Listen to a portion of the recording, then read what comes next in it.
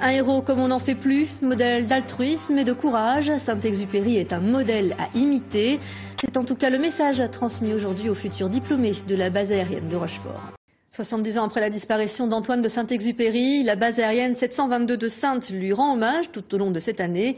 L'occasion de transmettre un certain nombre de valeurs aux futurs diplômés de l'armée de l'air. Nathalie Combès, Joël Bouchon. Antoine de Saint-Exupéry, un modèle de courage, de morale et d'engagement pour ces jeunes arpètes de la base aérienne de Saintes qui ont pu rencontrer ce matin les descendants de l'écrivain aviateur.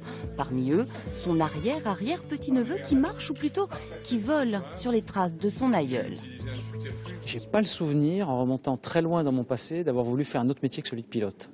En tous les cas, je suis fier de l'être et aujourd'hui, je suis fier de retransmettre aux jeunes, de retransmettre au public les joies de ce métier et en particulier celui de l'engagement dans l'armée de l'air au service de la France et de la nation.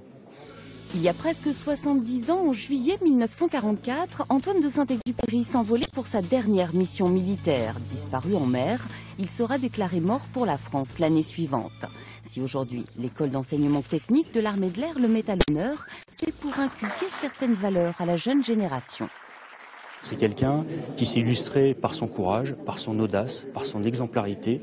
Et à ce titre-là, il est important que les élèves puissent réfléchir sur ce qu'il a fait, puissent s'approprier les valeurs qu'il a démontrées, qu'il a diffusées au cours de sa carrière, de façon à ce qu'elles puissent devenir un état d'esprit pour eux, un savoir-être, un savoir-faire, qu'ils exploiteront tout au long de leur carrière lorsqu'ils travailleront dans le monde aéronautique.